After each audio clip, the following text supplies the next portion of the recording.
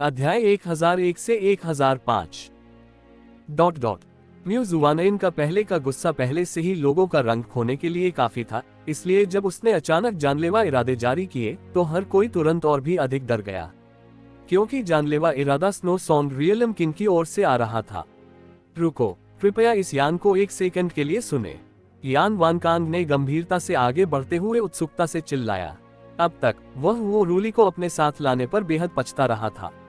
आखिरकार उनमें से केवल 6 के आने का कारण ये था कि वे शत्रुतापूर्ण और खतरनाक नहीं दिखना चाहते थे। वे केवल सींग वाले अजगर के विषय में आए थे, और फिर भी जब उनका पक्ष कमजोर था, तब भी जब वे आइस फीनिक्स क्षेत्र के बीच में थे, तब भी हुओ रूली ने विशेष रूप से कठोर शब्द बोलते हुए हर किसी के सामने म्यू जुआनिन को कोई चेहरा नहीं देने की हिम्मत की। वे इससे बुरी किसी भी चीज के बारे में सोच भी नहीं सकते थे जो घटित हो सकती थी। हुओ रूली का दिमाग गंदगी से भर गया होगा। म्यू जुआनैन के जानलेवा इरादे ने न केवल यान वानकांग और यान जुएहाई को भयभीत और स्तब्ध कर दिया, बल्कि बड़ों की 2 पंक्तियां भी म्यू हुआनजी के रूप में चिल्लाईं, संप्रदाय मास्टर। आइए सुने कि सेक्ट मास्टर यान क्या कहना चाहते हैं। हालांकि इस समय तक म्यू जुआनैन की आकृति तूफानी हवा की तरह पहले ही आगे बढ़ चुकी थी। पीछे हटना, यान वानकांग जोर से चिल्लाया, क्योंकि उसके शरीर से एक तेज रोशनी फूटी और ऊर्जा की एक विशाल लहर ने यान झुओ, यान मिंगक्सुआन और हुओ पोन को बहुत दूर धकेल दिया। गठन तैयार करो। 72 बुजुर्ग एक साथ आकाश में उड़ गए, जिससे तुरंत बर्फ के क्रिस्टल का एक बड़ा अवरोध पैदा हो गया। जैसे ही म्यू जुआनैन हिली, पूरा प्रांगण नियंत्रण से बाहर हो गया। केवल युनचे वहीं खड़ा रहा जहां वह था। उसके चेहरे पर भाव घबराहट से भरे नहीं बल्कि सोच में खोए हुए थे, क्योंकि वह स्पष्ट रूप से देख सकता था कि जिस व्यक्ति के कारण ये स्थिति नियंत्रण से बाहर हो गई थी वह हुओ रूली नहीं बल्कि म्यू जुआनैन था। यान वानकांग काफी ईमानदार थे, यहाँ तक कि उन्होंने शांत और विनम्र रहते हुए अपना सम्मान भी दिया। फिर भी बदले में म्यू जुआनैन ने पुराने संघर्षों को सामने लाने और हुओ रूली के भीतर नफरत की आग को भड़काने की पहल करते हुए, जिसे सहन करना मुश्किल था, उसे ठंडी फटकार लगाई थी। मानो इतना ही काफी नहीं था, उसने उन सभी मामलों को भी पूरी तरह से उजागर कर दिया था जो यहाँ सबके सामने नहीं आने चाहिए। ऐसे मामलों को सार्वजनिक किया जाना किसी भी व्यक्ति के लिए सहन करना असंभव था। गोल्डन क्रो संप्रदाय के मास्टर की तो बात ही छोड़ दें। इसके अलावा गोल्डन क्रो की लपटों के बोझ के साथ हुओ रूली का स्वभाव पहले से ही ज्वालामुखी जैसा था। अगर वह गुस्से में विस्फोट नहीं करता और नियंत्रण नहीं खोता तो यह अजीब होता।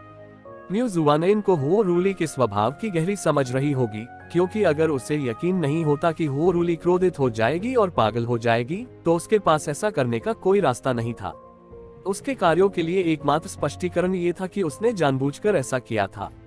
हालांकि इस क्षण के बाहर किए गए अपमान का स्नो सॉन्ग और फ्लेम गॉड रियलम्स के बीच संबंधों के लिए कोई अन्य लाभ नहीं होगा। फिर भी इस समय म्यू जुआनैन ने युनचे को जो एकमात्र एहसास दिया वह अत्यंत अथाह था, और यह केवल उसकी गहन ऊर्जा ही नहीं थी जो अथाह महसूस हुई। आखिरकार यहाँ तक कि आइस फीनिक्स ने भी कहा था कि म्यू जुआनैन बेहद बुद्धिमान था। वह हुओ रूली को उकसाने के लिए इतनी दूर क्यों जाएगी? क्या यह उसे मारने का कारण बनाने के लिए था? नहीं, यदि वह वास्तव में हुओ रूली को मारना चाहती तो वह पहले ही मर चुका होता। इसके अलावा चूंकि उसने उन 1000 वर्षों के दौरान हुओ रूली को नहीं मारा था जब म्यू बिंग्युन पीड़ित था, तो अब जब म्यू बिंग्युन ठीक हो गया है तो उसके पास उसे मारने का कोई कारण भी नहीं है।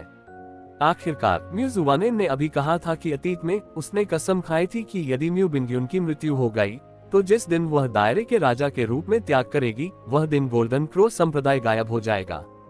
इन 1000 वर्षों में उसने हुओ रूली को मारने की कसम खाई थी, लेकिन उसके बाद ही उसने दायरे के राजा के रूप में अपना पद त्याग दिया। स्पष्ट रूप से रियलम किंग के रूप में उसे अभी भी अपने कार्यों में स्नो सॉन्ग रियलम पर विचार करना होगा, क्योंकि यदि स्नो सॉन्ग और फ्लेम गॉड रियलम्स वास्तव में खूनी संघर्ष में आते हैं तो वह खुद ठीक हो जाएगी, लेकिन स्नो सॉन्ग रियलम निश्चित रूप से त्रासदी को पूरा करेगा। फिर भी अब बस क्या?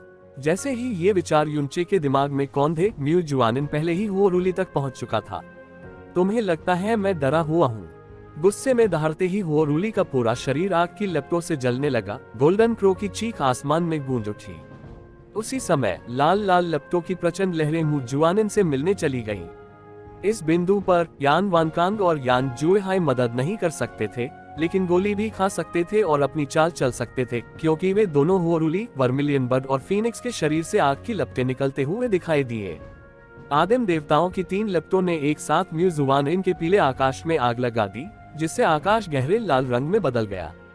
जहां तक उन 3 फ्लेम गॉड रियल शिष्यों की बात है, जिन्हें यान वानकांग ने उड़ान भरते हुए भेजा था, वे जहां थे वहीं जमीन पर घुटनों के बल बैठे रहे। दूर से देखने पर उनकी आंखें चौड़ी हो गईं। यह उनके जीवन में पहली बार था कि उन्होंने देखा था 3 महान संप्रदाय के गुरु एक ही व्यक्ति से निपटने के लिए एक साथ काम कर रहे थे, और वह एक महिला भी थी। जहां तक यूचे की बात है, उसकी नजर यान वानकांग की आकृति पर टिकी हुई थी। गोल्डन क्रो की लपटें इतनी भयंकर थीं कि वे बेकाबू थीं। इसमें कोई शक नहीं कि वे सबसे अधिक तीव्रता और भस्म करने की शक्ति वाली आग की लपटें थीं। हालांकि फीनिक्स की लपटें तुलनात्मक रूप से अधिक हल्की थीं, फिर भी उनमें स्वाभाविक रूप से सब कुछ जलाने की क्षमता थी। फिर भी यान वानकांग की वर्मिलियन बर्ड की लपटों ने यूनचे को जो एहसास कराया वह और भी हल्का था, जिसे केवल गर्माहट भी माना जा सकता है। ये 3 महान ज्वालाओं में से नंबर 1 ज्वाला थी, जिसे पवित्र ज्वाला कहा जाता था, वर्मिलियन पक्षी की ज्वाला जिससे सभी शैतान डरते थे। 3 फ्लेम गॉड दायरे संप्रदाय के स्वामी की संयुक्त 3 लपटें निस्संदेह फ्लेम गॉड दायरे में सबसे शक्तिशाली हमला थी। आग की लपटों की भयानक ताकत के कारण यूचे भी सांस लेने में पूरी तरह असमर्थ महसूस करने लगा। जहां तक म्यू जुआनिन का सवाल है, जिसने सीधे तौर पर इन 3 दिव्य लपटों का सामना किया, उसने बस लापरवाही से अपने हाथ की हथेली, सिर्फ अपने बाएं हाथ की हथेली को बाहर निकाल दिया। समय अचानक धीमा लगने लगा। यहाँ तक कि डिवाइन आइस फीनिक्स संप्रदाय के सबसे कमजोर शिष्य भी स्पष्ट रूप से देख सकते थे कि म्यू जुआनिन का बर्फीला हाथ आगे बढ़ता है और धीरे धीरे खुलता है, जिससे उसकी सफेद जैद हथेली दिखाई देती है, जो बर्फ से भी सफेद थी, और फिर धीरे से आगे बढ़ती है। उन्होंने देखा कि प्रकाश का लगभग अदृश्य बर्फीला नीला फूल 3 दिव्य ज्वालाओं से मिलने के लिए आगे बढ़ रहा था, जो दुनिया को जलाती हुई प्रतीत हो रही थी। ये दृश्य किसी फूटते हुए ज्वालामुखी में उड़ते नीले जुगनू जैसा लग रहा था। डिंग! जैसे ही कमजोर नीली रोशनी दिव्य लपटों से टकराए, जिसने आकाश को ढक लिया, सभी के दिल एक साथ जकड़ गए, लेकिन गहन ऊर्जा विस्फोट की कोई आवाज नहीं सुनी जा सकी।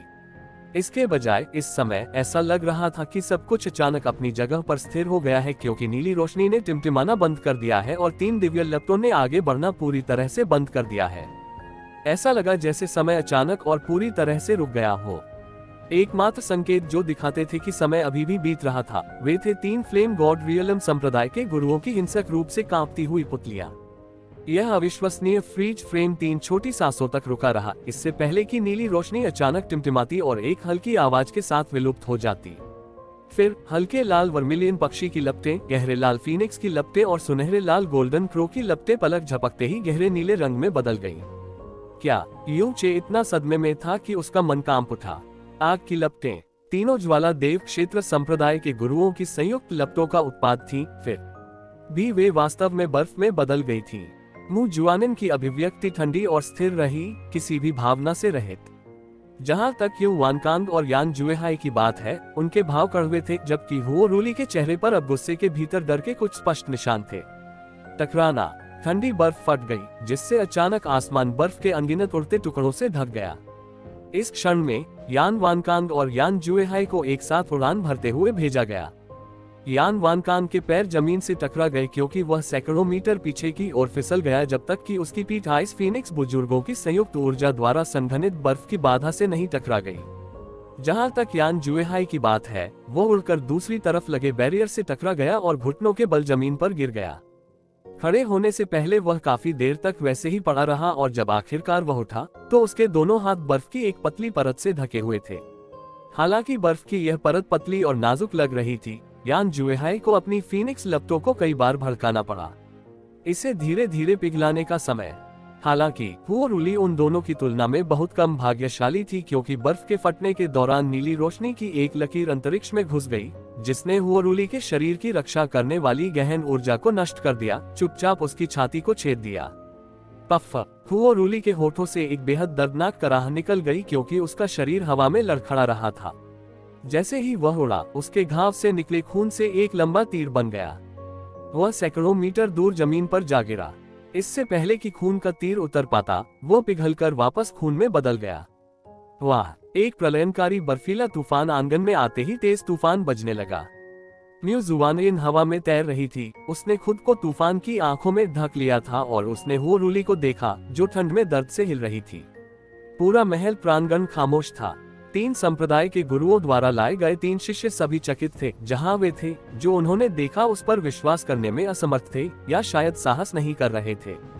हालांकि उन्होंने बहुत पहले स्नो सॉन्ग दायरे के राजा की अद्वितीय शक्ति के बारे में सुना था, लेकिन उन्होंने कभी नहीं सोचा था कि 3 संप्रदाय के स्वामी जो फ्लेम गॉड दायरे में अद्वितीय थे, जिन्हें वे देवताओं के रूप में देखते थे, स्नो सॉन्ग द्वारा ऐसी दुखद स्थिति में पहुंचा दिए जाएंगे।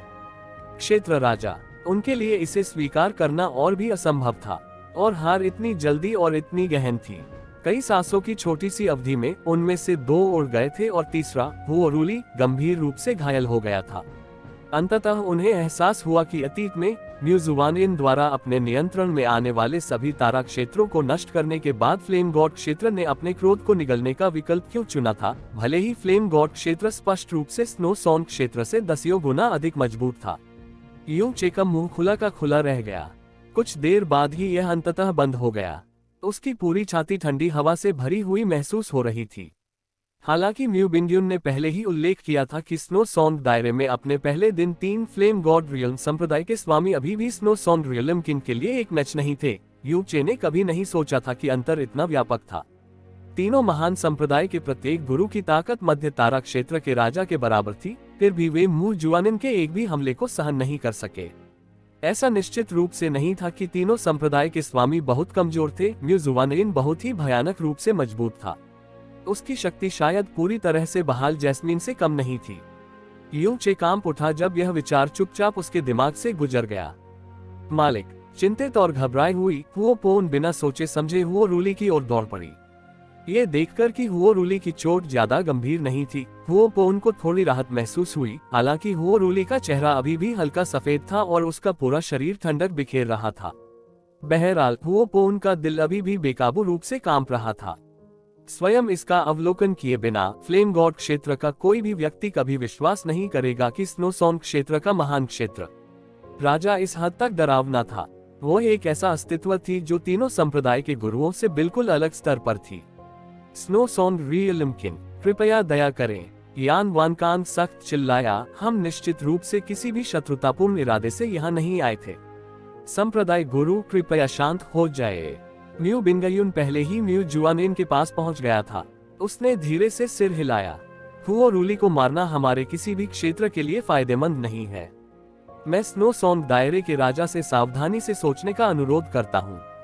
यान जुए हाय उठ खड़ा हुआ। उसके दोनों ठंडे हाथ अभी भी कांप रहे थे और उसने कहा, हम केवल सींग वाले अजगर के मामले के कारण आए थे। हम निश्चित रूप से आपको उकसाने के इरादे से यहाँ नहीं आए हैं। म्यूजुआनिन ने दोनों को पूरी तरह से नजरअंदाज कर दिया, लेकिन वास्तव में उसने अपना हाथ रोक लिया क्योंकि उसने हुओरुली को ठंडी नजरों से देखा और भावनाहीन रूप से उसे ताना मारा। हुओरुली, इस राजा ने सोचा था कि आप पिछले वर्षों में मजबूत हो गए थे क्योंकि आपने इसके सामने बेतहाशा भौंकने का साहस किया था राजा, फिर भी आपकी छाल के पीछे वास्तव में अभी भी कोई काट नहीं है। म्यूजुआनिन, हुओरुली का हाथ जमीन पर टिक गया और उसकी 2 लाल लाल आंखें फूट गईं। हालांकि जैसे ही उसके मुंह से शब्द निकले, यान वानकान चिल्लाया, हुओरुली चुप रहो। यान जुए हाई ने अपने दांत पीसते हुए हुओरुली की ओर रुख किया और कहा, हुओरुली, अगर तुम मरना चाहती हो तो हमें अपने साथ मत घसीटो। यदि आप केवल कुछ वाक्यांशों से इतनी आसानी से क्रोधित हो जाते हैं तो आपने इन सभी वर्षों में अपना जीवित समय बर्बाद कर दिया है। बहुत समय नहीं हुआ जब आपने एक प्रत्यक्ष शिष्य को स्वीकार किया जिसे आपने व्यक्तिगत रूप से कहा था कि वह आपके अपने बच्चे जैसा था, फिर भी अभी आप उसे मरने के लिए उकसाने वाले हैं। यान जुएहाई गंभीरता से आगे बढ़ना चाहता था और हुओरुली को कई थप्पड़ मारना चाहता था और फिर खुद को भी कई बार थप्पड़ मारना चाहता था। वह जानता था कि हुओरुली का गुस्सा पिछले हजारों वर्षों में कभी भी दूर नहीं हुआ था। इसके अलावा वह ये भी जानता था कि हुओरुली को दौरा पड़ा था जब उसे पता चला कि म्यू बिंगयुन पूरी तरह से ठीक हो गया है। फिर भी वह इस बार भी हुओरुली को साथ लाया। उसका सिर गंदगी से भर गया होगा। यान जुएहाई की आवाज हुओरुली के चेहरे पर फेंकी गई बर्फीले पानी की बाल्टी की तरह थी। हुओरुली के दांत भिंच गए जिससे कट कपट की आवाजें आने लगी, लेकिन अपने बगल में हुओपोन को देखते हुए हुओरुली ने अंततः खून के साथ अपने मुंह में शाप निगल लिया। ठीक है, ठीक है। हुओरुली की आवाज कांप उठी जब उसने कहा, म्यूजुआनिन, मैं आज अपनी हार स्वीकार करूंगी। मैं खुद ही अपनी बर्बादी कर रही थी। सचमुच तुम्हारे सामने मैं कूड़े का एक टुकड़ा मात्र हूँ। मैं तुम्हें हरा नहीं सकता, मैं अपने बेटे को बचा नहीं सका और मैं उसका ठीक से बदला भी नहीं ले सका। हालांकि एक चीज है जिसमें आप म्यू जुआनेन मुझसे कभी मेल नहीं खाएंगे। हुओ रूली की आवाज अचानक तेज हो गई और वह कठोर सांसों के साथ चिल्लाया, आपका स्नो सॉन क्षेत्र आपके बाहर कभी भी मेरे फ्लेम गॉड दायरे से तुलना नहीं कर पाएगा। आपके दयनीय स्नो सॉन क्षेत्र में आपको अपनी तकनीकों को पारित करने के लिए कोई भी नहीं मिल सकता है। मैं वास्तव में आपकी तुलना नहीं कर सकता, लेकिन वह सिर्फ मैं हूँ। एक बार जब मैं मर जाऊंगा और एक बार आपकी मृत्यु हो जाएगी, तो आपके उत्तराधिकारी और उनके उत्तराधिकारी केवल मेरे उत्तराधिकारियों के चरणों में ही घुटने टेक सकेंगे। वे कभी बराबरी नहीं कर पाएंगे। हाँ हाँ हाँ हाँ हाँ।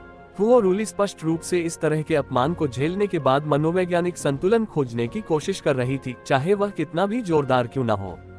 हालांकि डिवाइन आइज फीनिक्स संप्रदाय का हर एक व्यक्ति क्रोधित था, साथ ही उनमें से कोई भी शर्मिंदा या निराश नहीं था, क्योंकि हुओ रूली के शब्दों ने स्नो सॉन्ग दायरे की दुखती रग पर गहरा आघात किया था। इन 10,000 वर्षों के लिए म्यू जुआनेन ही वह कारण था जिसके कारण स्नो सॉन्ग क्षेत्र मध्य सितारा क्षेत्रों के बीच इतना शक्तिशाली बना रह सका। म्यू जुआनेन के बिना उनकी स्थिति ऊपरी स्तर से मध्य तारा क्षेत्र के निचले स्तर तक गिर जाएगी और वे फ्लेम गॉड क्षेत्र से मेल खाने की शक्ति पूरी तरह से खो देंगे।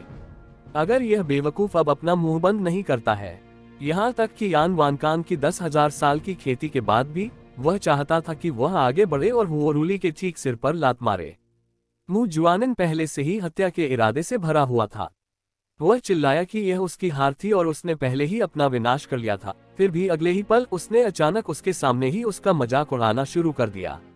इसके अलावा उन्होंने पूरे स्नो सॉन्ग दायरे को भी शामिल कर लिया। हालांकि जिस बात ने यान वानकान को चौंका दिया वह ये थी कि हुओ रूली के उपहास के सामने म्यू जुआनेन क्रोध में नहीं फूटा। वह स्वप्निल सुंदर फिर भी दिल को ठंडक पहुंचाने वाला चेहरा बर्फ जैसी ठंडी तिरस्कारपूर्ण मुस्कान में बदल गया। हुओ रूली, इस राजा को अचानक एहसास हुआ कि आप इस समय वास्तव में कितने दयनीय हैं। इस हद तक दयनीय हैं कि यह राजा भी अचानक आपको मारना अप्रिय समझता है। म्यू जुआनेन की नजर धीरे धीरे हुओ पोन की ओर चली गई जो हुओ रूली के बगल में थी। ठंडी रोशनी के उस छोटे से क्षण ने हुओ पोन के शरीर को तुरंत अकड़ दिया और काफी देर के बाद भी उसने जरा सा भी हिलने की हिम्मत नहीं की। ये समझ में आता है कि सेक्ट मास्टर यान वानकांग और सेक्ट मास्टर यान जुएहाई अपने पोते को मेरे स्नो सॉन्ग क्षेत्र की पहली यात्रा के लिए लाए थे। फिर भी हुओ रूली, आप अपने साथ एक शिष्य भी लाए थे। इस राजा ने अनुमान लगाया कि हो सकता है कि आपने संख्याओं को बनाने के लिए ऐसा किया हो, लेकिन वास्तव में यह आपके हृदय में संतुलन की उस दयनीय भावना के लिए है।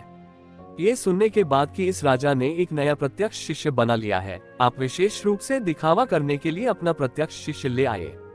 गोल्डन क्रो संप्रदाय के शक्तिशाली संप्रदाय गुरु को वास्तव में गर्व के उस दयनीय हिस्से को समझने के लिए एक हताश संघर्ष करने के लिए अपने शिष्य पर भरोसा करना पड़ता है। ये निश्चित रूप से कुछ ऐसा है जिसने इस राजा को आप पर दया की है।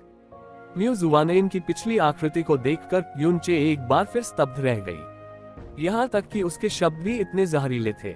जब उसका अपना नया स्वामी फ्लेम गॉड क्षेत्र के 3 महान संप्रदाय के आकाओं का सामना कर रहा था, ये बिल्कुल वैसा ही था जैसे वह 3 छोटे चूहों का मजाक उड़ा रहा हो। युनचे को अत्यधिक दबाव महसूस होने लगा था। क्या म्यू जुआनेन को अपना स्वामी बनाने का उसका निर्णय एक बड़ा आशीर्वाद था या एक बड़ी आपदा? उस समय जब जैस्मीन उसकी स्वामी थी, हालांकि ताकत में बहुत बड़ा अंतर था। जैस्मीन को उसके जीवन और स्काई पॉइजन पल पर निर्भर रहना पड़ता था। उनकी 2 आकृतियां कभी अलग नहीं हुई और कहा जा सकता है कि वे एक ही शरीर हैं। उन दोनों के बीच कभी भी दूरी की भावना जैसी कोई बात नहीं थी, न ही कभी इस बात की चिंता करने की जरूरत थी कि वह उसे मार डालेगी या नुकसान पहुंचाएगी। हालांकि म्यू जुआनेन के लिए उसके भयानक स्वभाव और ताकत के साथ उसे मारने का विचार अचानक चिड़चिड़े मूड के कारण आ सकता है। इसके अलावा उसे ऐसा करने के लिए अपनी उंगली उठाने की भी जरूरत नहीं होगी, क्योंकि उसकी सांस के एक ही झटके से उसे कई बार खत्म किया जा सकता है। हुओ रूली का चेहरा गहरे लाल रंग का था, या तो उसकी चोटों के कारण, बहते खून के कारण या गुस्से के कारण जो उसने जबरदस्ती दबा रखा था। हालांकि वह फिर भी अहंकार पूर्वक हंसा, ये सही है। मैं हुओ रूली तुम्हें म्यू जुआनेन शायद जीवन भर हरा न सकूं। जब से तुमने मेरे बेटे को अपंग बना दिया और मैं बदला लेने में असमर्थ हो गया, तब से अब तुम्हारे सामने मेरी थोड़ी सी भी इज्जत नहीं रही। हालांकि जब भी मैं सोचता हूँ कि आपके उत्तराधिकारी मेरे उत्तराधिकारियों को कभी नहीं हरा पाएंगे, कि इस पीढ़ी के बाद आने वाली पीढ़ियों में आपके उत्तराधिकारियों को हमेशा मेरे सामने घुटने टेकने होंगे। मैं अविश्वसनीय रूप से तरोताजा महसूस करता हूँ, बिल्कुल ताज़ा, मैं कहता हूँ। हाँ हाँ हाँ हाँ हाँ। डिवाइन आइस फीनिक्स संप्रदाय के हर एक व्यक्ति के चेहरे शर्मिंदगी और गुस्से से मिश्रित होकर हरे हो गए।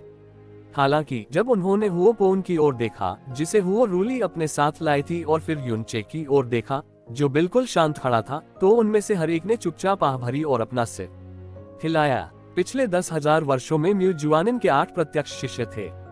हालांकि उन सभी के पास अविश्वसनीय प्रतिभाएं थीं, उन्होंने प्रभावशाली उपलब्धियां हासिल की थीं, और उनमें से एक बड़ा हिस्सा दिव्य आइस फीनिक्स संप्रदाय के विभिन्न शाखा संप्रदायों के संप्रदाय स्वामी भी बन गए थे, जब उनकी तुलना फ्लेम गॉड दायरे के संप्रदाय के स्वामी के प्रत्यक्ष शिष्यों से की गई थी। वे अभी भी भारी अंतर से पीछे थे। आखिरकार, हालांकि म्यू जुआनिन अविश्वसनीय रूप से शक्तिशाली थी, वह स्नो सॉन्ग दायरे के कई लाख वर्षों के इतिहास में सबसे बड़ी विसंगति थी। इसके अलावा दैवीय रक्त विरासत और पर्यावरण के संदर्भ में प्रतिबंधों के कारण स्नो सॉन्ग क्षेत्र के ऊपरी, मध्य और यहां तक कि निचले स्तरों में गहन अभ्यासियों के संसाधन फ्लेम गॉड क्षेत्र के गहन अभ्यासियों से बहुत दूर थे। यह एक सच्चाई थी जिसे हर एक व्यक्ति जानता था। इस समय म्यू जुआनिन ने जो नया प्रत्यक्ष शिष्य लिया, वह निचले लोकों से भी था, और उसने अभी अभी दैवीय मूल क्षेत्र में भी प्रवेश किया था। यह कोई आश्चर्य की बात नहीं थी कि इस खबर को सुनने के बाद वो रूली अपने प्रत्यक्ष शिष्य को जबरदस्ती साथ ले आएगा। युनचे ने चुपचाप आह भरी, ये वो रूली बहुत पागल है। यहाँ आपके पिता ने आपको कब अपमानित किया? म्यू जुआनिन अभी भी क्रोधित नहीं थी, उसकी आवाज धीमी हो गई थी। जैसा कि मैंने कहा, आप सचमुच दयनीय और दयनीय हैं। वो रूली, तुम्हें ये कहने का आत्मविश्वास कहाँ से मिला कि आपका उत्तराधिकारी इस राजा के उत्तराधिकारी को हरा सकता है? क्या तुम्हें डर नहीं है कि अंत में तुम्हारे पास जो थोड़ा सा दयनीय चेहरा बचा है, उसे इस राजा के पैरों के नीचे फेंक दिया जाएगा? यान वानकांग और यान जुएहाई उसकी बातें सुनकर अवाक रह गए। उनकी नजरें उसी समय युनचे की ओर चली गईं। इन दो नजरों से युनचे को तुरंत ऐसा महसूस हुआ मानो 2 सूरज उसके शरीर के पीछे चमक गए हों। इतनी भयानक आभा! युनचे दिल में स्तब्ध रह गया। हालांकि ऐसे डरावने लोग अभी भी म्यू जुआनिन के हाथों में असुरक्षित प्रतीत हो रहे थे। युनचे ने म्यू जुआनिन की पीठ की ओर देखा और भी अधिक घबरा गई। कांपती हुई हो रूली जमीन से उठ खड़ी हुई और हुओ पोन तेजी से उसका समर्थन करने के लिए आगे बढ़ी। हालांकि हुओ रूली ने उसे दूर धकेल दिया और वह ठंडे स्वर में हंसते हुए वहां मजबूती से खड़ा रहा। क्या ऐसा हो सकता है कि आप ये कहना चाह रहे हो कि इस राजा के शिष्य की तुलना आपके शिष्य से नहीं की जा सकती? म्यू जुआनिन ने एक अत्यंत तिरस्कारपूर्ण हंसी निकाली और तिरस्कारपूर्वक कहा, आइए अभी के लिए मेरे शिष्य को अलग रख दें। आपके द्वारा लिए गए नए शिष्य के आधार पर वह इस राजा के नए शिष्य को अपने जूते लाने के लायक भी नहीं है। जब ये शब्द गिरे तो फ्लेम गॉड दायरे के 6 लोग ही नहीं, डिवाइन आइस फीनिक्स संप्रदाय का हर एक व्यक्ति आश्चर्यचकित रह गया। संप्रदाय मास्टर म्यू हुआनजी, जो म्यू जुआनिन के सबसे करीब था, ने अपना हाथ बढ़ाया और धीरे से चिल्लाया। उसकी त्वचा रेंग रही थी। हालांकि फ्लेम गॉड दायरे द्वारा लाए गए 3 युवाओं में से हुओ पोन के पास सबसे कमजोर गहन शक्ति थी, फिर भी वह पहले से ही दिव्य क्लेश क्षेत्र के 5वें स्तर पर था। इसके अलावा उनके जीवन की आभा विशेष रूप से युवा थी, जो दर्शाती है कि वह निश्चित रूप से 25 वर्ष से कम उम्र के थे। इसके अलावा हुओ रूली ने उसे अपने प्रत्यक्ष शिष्य के रूप में लिया और उसे दिखावा करने के लिए अपने पास लाया, तो निश्चित रूप से उसके पास अग्नि के नियमों में अविश्वसनीय उपलब्धियां थीं। उल्लेख करने की आवश्यकता नहीं है, उसके पास निश्चित रूप से गोल्डन क्रो की वंशावली की प्रत्यक्ष या पार्श्व विरासत थी। चाहे जो भी हो, वह कोई युनचे नहीं था जिसने अभी अभी दैवीय मूल क्षेत्र में प्रवेश किया था, जिसके साथ आमने सामने हो सकता था। हुओ रूली की आंखें चौड़ी हो गईं, उसके चेहरे की मांसपेशियां फड़कने लगीं। इसके बाद उसने जोरदार अहंकारपूर्ण हंसी छोड़ी। हा हा हा हा हा हा हा हा हा। वो उसके जूते लाने लायक भी नहीं। हुओ रूली ने अपना हाथ बढ़ाया और सीधे युनचे की ओर अपनी उंगली उठाई, जैसे कि उसने अपने पूरे जीवन का सबसे हास्यास्पद मजाक सुना हो। उसके आधार पर, बस उस पर ही आधारित। हा हा हा हा हा हा। म्यू बिंग युन की भौहें तन गईं, क्योंकि उसने जल्दी से म्यू जुआनिन को एक ध्वनि प्रसारण भेजा। बड़ी बहन, आप क्या कर रही हैं? यदि आप ऐसी बात कहते हैं, तो क्या आप हुओ रूली को स्थिति पर नियंत्रण नहीं दे रहे हैं?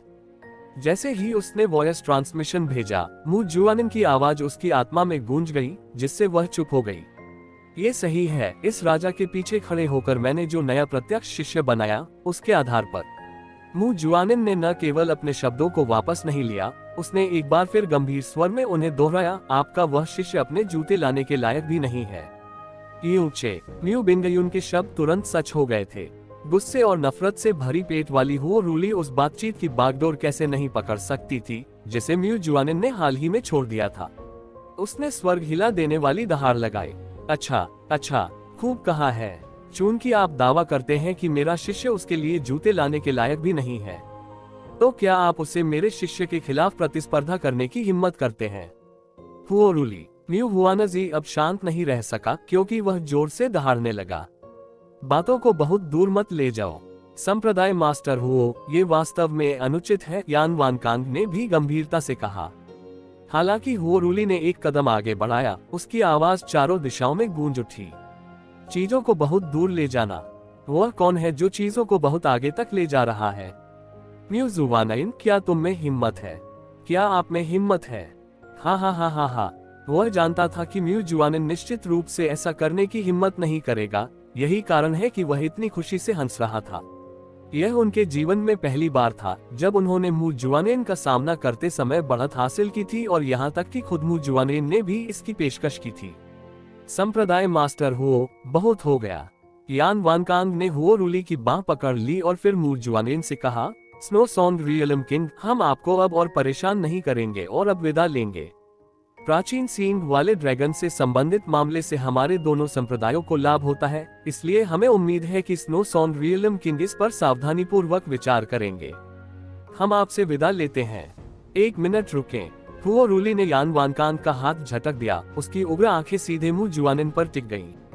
मू जुआनिन, मैंने कभी नहीं सोचा था कि स्नो सॉन्ग रियलम किंग थोड़ी सी बदनामी के लिए और दूसरों को अपमानित करने के लिए इतना अपमानजनक और हास्यास्पद दावा करेगा।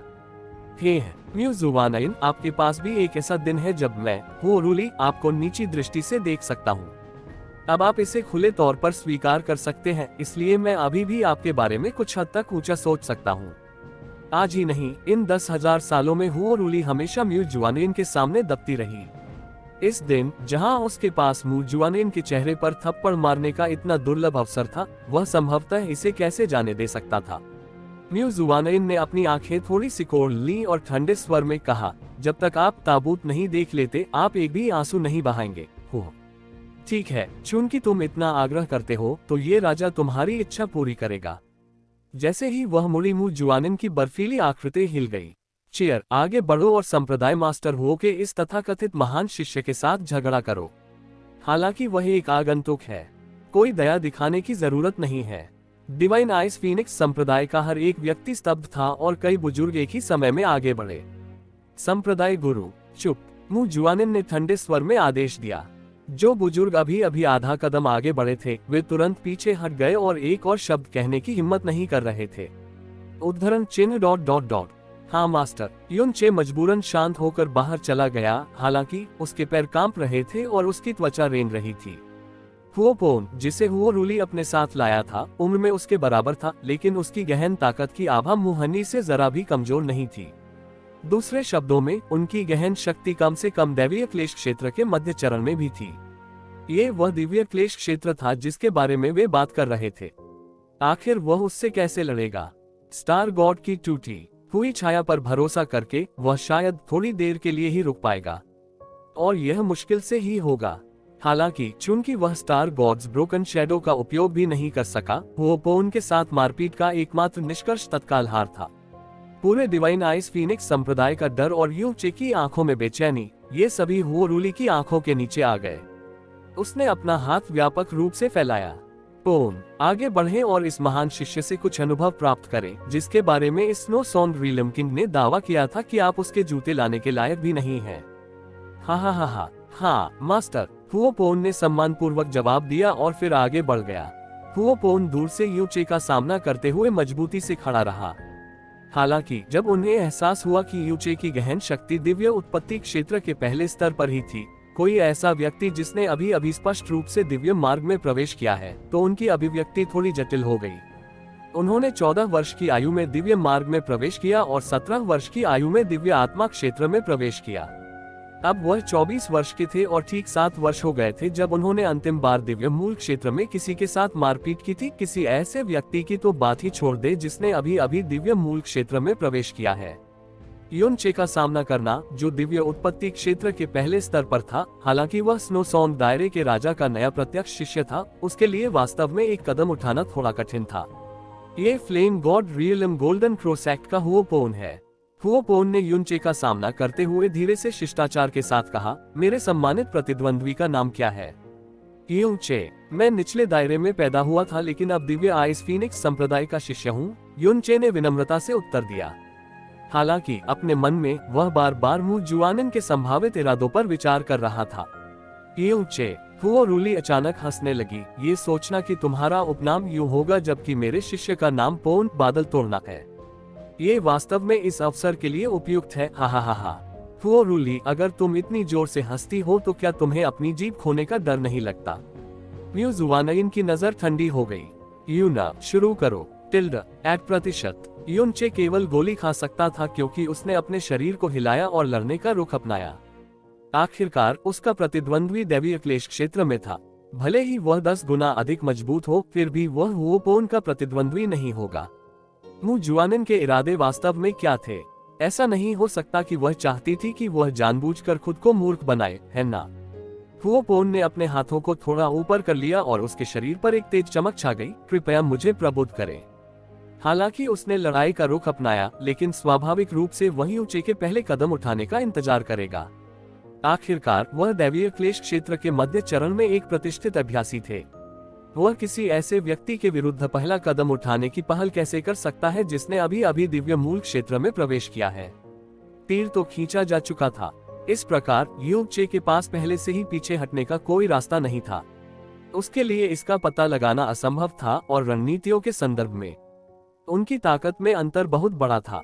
इसके अलावा जब हर कोई देख रहा था कि उसकी और मू जुआनिन की प्रतिष्ठा दांव पर है, उसे ऐसा लग रहा था कि अगर उसके अचानक 10 और सिर भी बढ़ गए हो, तब भी वह जीतने का कोई तरीका नहीं ढूंढ पाएगा। संप्रदाय गुरु। जैसे ही युनचे का दिल घबराहट की लपटों से जलने लगा, अचानक पास से एक ठंडी आवाज गूंजी जिसमें म्यू बिंगयुन आगे बढ़े और शांति से कहा, यह अभी भी पवित्र हॉल है, हमें यहाँ नहीं लड़ना चाहिए। इसके अलावा दोनों पक्ष प्रत्यक्ष शिष्य हैं जिन्हें अत्यंत सावधानी से चुना गया था। बर्फ और आग के बीच टकराव में गलती से गंभीर चोट लगना बेहद आसान है। यदि ऐसा हुआ तो ये दोनों संप्रदाय के गुरुओं के लिए एक अपूरणीय क्षति होगी। क्या आप इसे जबरन बंद कराना चाहते हैं? हुओ रूली ने व्यंग्य किया।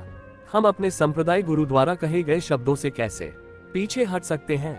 म्यू बिंगयुन की भौहें आपस में जुड़ गईं। हालांकि यह मेरे संप्रदाय का पवित्र हॉल है, कोई लड़ाई का मैदान नहीं। इसके अलावा आपके शिष्य केवल श्रेष्ठता के लिए संघर्ष कर रहे हैं, एक दूसरे के जीवन के लिए नहीं। इस मामले में हम एक सरल विधि का उपयोग क्यों नहीं करते? फेरी बिंगयुन, कृपया बोलें, यान वानकांग ने तुरंत उत्तर दिया। म्यू बिंगयुन ने हुओ रूली और अन्य दो की ओर रुख किया और उदासीनता से कहा, मेरे संप्रदाय की मुख्य गहन कला ice phoenix god investiture canon है, जबकि गोल्डन क्रो संप्रदाय प्रसिद्ध गोल्डन क्रो का बर्निंग वर्ल्ड का रिकॉर्ड है। तो क्यों न हमारे दो शिष्यों को अपने संप्रदाय की मूल गहन कला का प्रदर्शन करने दिया जाए। दोनों एक दूसरे से कई 100 मीटर दूर चले जाएंगे और प्रत्येक के पास दूसरे पर हमला करने के लिए अपने संप्रदाय की मूल गहन कला का उपयोग करने के 3 अवसर होंगे। बचाव करने वाला ही बचाव कर सकता है। एक बार जब प्रत्येक पक्ष अपने 3 आक्रमण कर देगा तो परिणाम स्कोरिंग द्वारा तय किया जाएगा। इस प्रकार हम एक भयानक टकराव से बच सकते हैं। आइए हम इस मामले का अंत निर्धारित करने के लिए प्रत्येक संप्रदाय की गहन कला का उपयोग करें। इससे पहले कि म्यू बिंगयुन ने अपनी बात पूरी की, यान वानकांग ने सहमति में सिर हिलाना शुरू कर दिया था और कहा, फेरी बिंगयुन का विचार बहुत चतुर है। यह न केवल सभी प्रमुख बिंदुओं को छूता है, जैसे चोटों से बचना और माहौल को बर्बाद करना, बल्कि यह हमें प्रतिस्पर्धा करने का एक यथार्थवादी तरीका भी प्रस्तुत करता है। संप्रदाय मास्टर हुओ, यदि आपको वास्तव में किसी प्रतियोगिता को मजबूर करना है तो इसे ऐसे ही होने दें। जैसे ही यान वानकांग ने बात की, उसकी आंखें हुओ रूली की ओर घूरने लगीं, जो इशारा कर रही थी। आखिरकार वह म्यू बिंगयुन द्वारा प्रस्तावित नियमों से अधिक सहमत नहीं हो सका, क्योंकि यह स्नोसॉन्ग क्षेत्र का क्षेत्र था। म्यू जुआनइन के व्यक्तित्व के साथ अगर ये दोनों शिष्य वास्तव में लड़ना शुरू कर देते हैं, चाहे कोई भी जीता या हारा, इसके गंभीर परिणाम होंगे। इस प्रकार यह अधिक मध्यम विधि स्पष्ट रूप से अनगिनत गुना बेहतर थी। अच्छा, बहुत अच्छा। हुओ रूली ने संकोच नहीं किया और धीरे से अपना सिर हिलाया। ये कुछ लोगों को बहुत अधिक बदसूरत और क्रोधित होने से भी रोकेगा। हालांकि हुओ रूली की आवाज अचानक बदल गई, चूंकि हम अपने शिष्यों को इस मामले को खत्म करने के लिए प्रतिस्पर्धा करने दे रहे हैं, तो हम शर्त कैसे नहीं लगा सकते। म्यू जुवानिन, अगर मेरा शिष्य जो आपके शिष्य के जूते उठाने के लायक भी नहीं है, किसी तरह जीत जाता है, तो क्या होना चाहिए? आप क्या चाहते हैं? म्यू जुवानिन का चेहरा भावहीन था। हा, ये बहुत आसान है। हुओ रूली हंसी। अगर मेरा शिष्य जो आपके शिष्य के जूते उठाने के लायक भी नहीं है, जीत जाता है, तो आपको ये स्वीकार करना होगा कि आप, म्यू जुवानिन, यहाँ सभी के सामने मुझसे, हुओ रूली से कमतर हैं। हुओ रूली ने एक बार फिर म्यू जुवानिन को उन शब्दों को याद दिलाने के लिए अपने जूते ले जाने में सक्षम नहीं होने पर जोर दिया जो उसने व्यक्तिगत रूप से कहे थे। वो शब्द जो उसके ही मुंह से निकले थे। हुओ रूली, तुम! म्यू हुआनजी गुस्से में चिल्लाया। मेरा क्या? हुओ रूली ने जवाब दिया, आपके संप्रदाय के गुरु ने व्यक्तिगत रूप से कहा था कि मेरी शिष्य उनके शिष्य के जूते उठाने के लायक भी नहीं थी। वह हारने से कैसे डर सकती थी? वह स्वीकार न करने का साहस नहीं करेगी। आप! म्यू हुआनजी का शरीर कांपने लगा और उसके माथे की नसें उभर आईं। म्यू हुआनजी की उत्तेजित अवस्था की तुलना में म्यू जुवानिन अभी भी शांत और भावहीन लग रही थी और उसने ठंडे स्वर में पूछा, तो क्या होगा अगर इस राजा का शिष्य जीत जाए? जीतना? हुओ रूली के मुंह के कोने ऊपर उठ गए और उसकी आंखें सिकुड़ गईं और उसने जवाब दिया, फिर आप बिना किसी हिचकिचाहट के जो भी आदेश देंगे मैं वह करूंगा। हुओ रूली, यान वानकांग ने सदमे में कहा। हालांकि वह अभी चिल्लाया ही था कि म्यू जुवानिन की आवाज ने अचानक उसकी बात काट दी। अच्छा, याद रखें आपने क्या कहा था? म्यू जुवानिन की बर्फीली पुतलियों में एक ठंडी चमक चमक उठी। मैं, हुओ रूली, अपनी बात का पक्का आदमी हूँ। मैं उन्हें कभी वापस नहीं लूंगा। हुओ रूली ने यान वानकांग को नजरअंदाज कर दिया क्योंकि उसने गंभीरता से कहा, मुझे बस डर है कि आप स्वीकार करने की हिम्मत नहीं करेंगे। तुम दोनों मेरे डरने लायक भी नहीं हो। म्यू जुवानिन ने धीरे से अपनी हथेली हिलाई, जिससे बर्फीला तूफान तुरंत कम हो गया और उसकी आवाज पूरे अंतरिक्ष में फैल गई। यदि इस राजा का शिष्य आपके शिष्य से हार जाता है, तो ये राजा व्यक्तिगत रूप से यहीं और अभी स्वीकार करेगा कि मैं आपसे कमतर हूँ। खुश? ठीक है। हुओ रूली ने धीरे से अपना सिर हिलाया और उसकी उग्र आंखें खुल गईं। आह! बार बार बाधित होने के बाद यान वानकांग केवल आह भर सकता था क्योंकि उसने स्थिति को लगातार इस बिंदु तक विकसित होते देखा था। वह असहाय होकर हुओ रूली की ओर मुड़ा और कहा, म्यू जुवानिन बिल्कुल भी आवेगी व्यक्ति नहीं है जो अपना चेहरा बनाए रखने के लिए कुछ भी करेगा। वह उस व्यक्ति से भी कम है जो अपना गड्ढा खोदकर उसमें कूद पड़े। आप! अफसोस, चूंकि सभी प्रकार के बुरे शब्द पहले ही कहे जा चुके थे, इसलिए उसके लिए और कुछ कहना बेकार था। हम्फ! क्या ऐसा हो सकता है कि आप विश्वास करें कि जिस कूड़ा शिष्य को उसने अपने साथ रखा था, उसकी तुलना मेरे पौन से की जा सकती है? हुओ रूली ने गंभीरता से पूछा। उद्धरण चिन्ह ... उद्धरण चिन्ह। यान वानकांग अवाक रह गया। वह जो जानता था उसके अनुसार दिव्य आइस फीनिक्स संप्रदाय में 30 वर्ष से कम उम्र के कई प्रतिभाशाली शिष्य थे जिनकी गहन शक्ति दिव्य क्लेश क्षेत्र तक पहुंच गई थी। फिर भी म्यू जुवानिन ने किसी ऐसे व्यक्ति को चुना था जो निचले क्षेत्र में पैदा हुआ था। इसके अलावा जिस व्यक्ति को उसने अपने प्रत्यक्ष शिष्य के रूप में चुना था उसकी गहन शक्ति दिव्य मार्ग में प्रवेश कर चुकी थी। इस प्रकार ये स्पष्ट था कि इस यूचे में निश्चित रूप से कुछ असाधारण बात थी। शायद यूचे बेहद बुद्धिमान था या शायद उसका शरीर असामान्य था। शायद वह बर्फ से छेड़छाड़ करने में विशेष रूप से प्रतिभाशाली था। भले ही यह मानते हुए कि उसके पास केवल दैवीय उत्पत्ति क्षेत्र की खेती थी, उसके लिए मध्य चरण के दिव्य क्लेश क्षेत्र हुओ पोन के साथ मेल खाने का कोई रास्ता नहीं था। इससे कोई फर्क नहीं पड़ता कि यान वानकांग ने इसके बारे में कितना सोचा था, वह थोड़ा सा भी नहीं था यूचे के हारने के संबंध में संदेह। इसके अलावा दोनों संप्रदाय की गहन कलाओं में प्रतिस्पर्धा कर रहे थे। उनके बीच के अंतर को केवल अंतर की दुनिया के रूप में वर्णित किया जा सकता है। भले ही यह बनिंग वर्ल्ड का गोल्डन क्रो रिकॉर्ड हो या आइस फीनिक्स गॉड इन्वेस्टिचे कैनन, जो शक्ति और नियंत्रण लगाया जा सकता था, वह काफी हद तक किसी के रक्त की ताकत से संबंधित था। हुओ पोन गोल्डन क्रो की वंशावली का प्रत्यक्ष उत्तराधिकारी था। जहां तक स्नो सॉन्ग दायरे के आइस फीनिक्स की रक्तरेखा की विरासत का सवाल है, इसे बस नजरअंदाज किया जा सकता है। आखिरकार स्नो सॉन्ग दायरे की कुल ताकत फ्लेम गॉड दायरे का केवल 10वां हिस्सा होने का सबसे बड़ा कारण आइस फीनिक्स रक्तरेखा की विरासत पर महान प्रतिबंध था। मैं आपको फिर से याद दिला दूं, ये स्नो सॉन्ग क्षेत्र है। हालांकि यान वानकान का मानना था कि हुओपोन के लिए हारना असंभव था, लेकिन जब उसने मू जुआनिन के चरित्र के बारे में सोचा तो वह अपने दिल से डर को कम नहीं कर सका। तो क्या हुआ अगर पोन जीत गया? क्या आप सच में विश्वास करते हैं कि म्यूजुआन इन सबके सामने स्वीकार करेगी कि वह आपसे कमतर है? मैं उसके अपने शब्दों को खाने के लिए इंतजार नहीं कर सकता। हुओ रूली ने चुपचाप कहा, अगर वह इसे स्वीकार नहीं करने की हिम्मत करती है, जब तक कि वह हम सभी को जीवन भर यहाँ रखने की हिम्मत नहीं करती, मैं निश्चित रूप से पूरे ईश्वर क्षेत्र को बता दूंगी कि आज यहाँ क्या हुआ था। मैं पूरे ईश्वर क्षेत्र को बता दूंगा कि म्यू जुआनिन वह व्यक्ति है जो अपमानजनक बकवास और झूठ बोलता है।